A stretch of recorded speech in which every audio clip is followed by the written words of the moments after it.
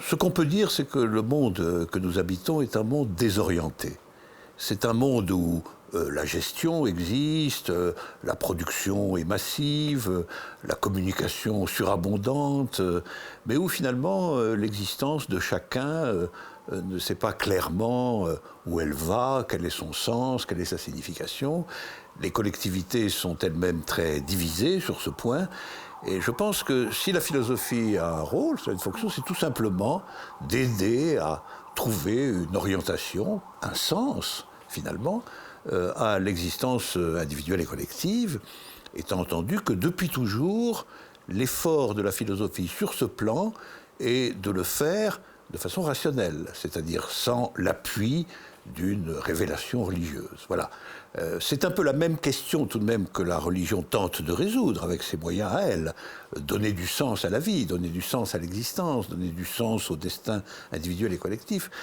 Le propre de la philosophie, c'est certainement de se poser en fin de compte la même question, mais avec des moyens qui ne sont pas ceux de la conviction religieuse.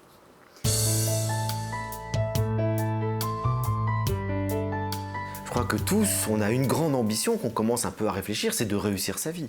C'est d'en faire quelque chose qui soit beau, qui nous rende heureux, qui puisse, si possible, créer plutôt de l'harmonie, de la paix autour de nous, que de laisser un mauvais souvenir à tous ceux qui nous ont côtoyés. Donc, je crois que la question de la réussite d'une vie est essentielle, sauf qu'on ne nous donne pas forcément, ni dans la famille, ni à l'école, les instruments pour apprendre à vivre. C'est-à-dire comment faire avec notre complexité, notre corps, notre esprit, notre intelligence, les conflits intérieurs que l'on a, les contradictions que nous avons, on a des pulsions, des passions, comment les gérer, etc. Donc tout ce que les anciens appelaient la sagesse, c'est-à-dire la connaissance de soi et le travail sur soi, n'est plus du tout enseigné aujourd'hui. D'où d'ailleurs le retour d'un intérêt fort pour les philosophes grecs qui avaient cette conception profonde de l'art de vivre.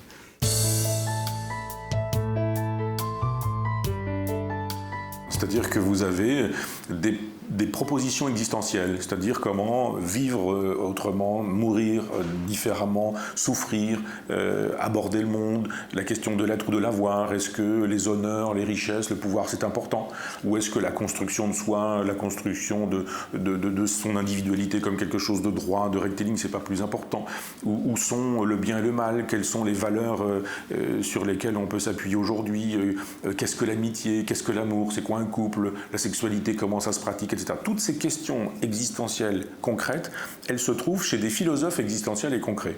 Vous avez cité Montaigne, vous avez cité Spinoza ou Nietzsche, ce sont des penseurs existentiels. Beaucoup moins Kant ou beaucoup moins Hegel, par exemple, ou beaucoup moins Fichte, ou beaucoup moins d'autres individus qui sont des théoriciens du concept, ou Heidegger, par exemple, qui est impraticable au sens étymologique. Qu'est-ce que ça veut dire mener une vie heideggerienne? Ça n'a aucun sens. Mais mener une vie stoïcienne, une vie épicurienne, une vie cynique, au sens de Diogène de Sinope, une vie hédoniste, au sens d'Aristippe, etc., ça a un sens. Donc c'est une façon de dire aux gens, si vous ne savez pas quoi faire de votre vie, parce qu'a priori elle est insensée, étymologiquement elle n'a pas de sens, a posteriori elle aura le sens que vous lui donnerez, et la philosophie aide à donner du sens à sa vie.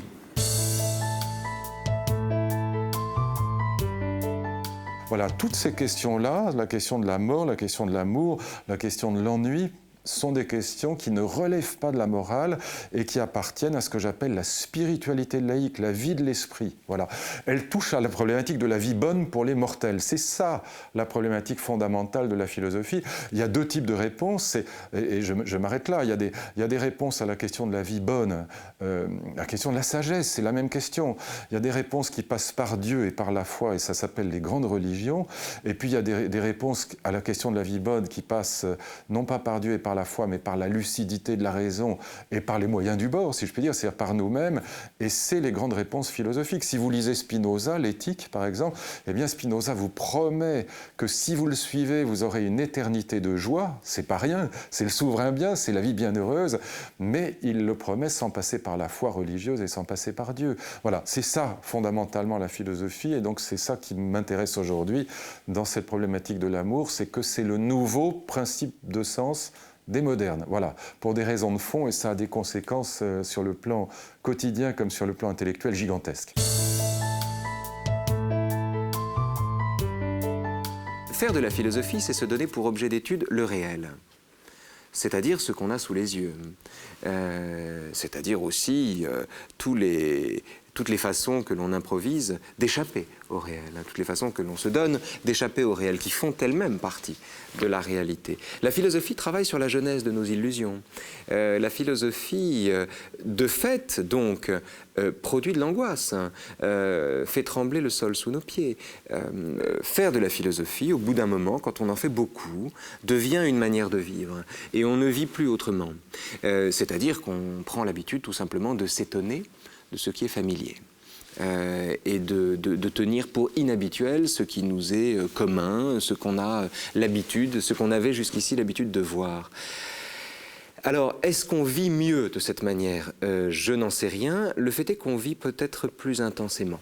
Et qu'à cet égard, la philosophie a cette vertu.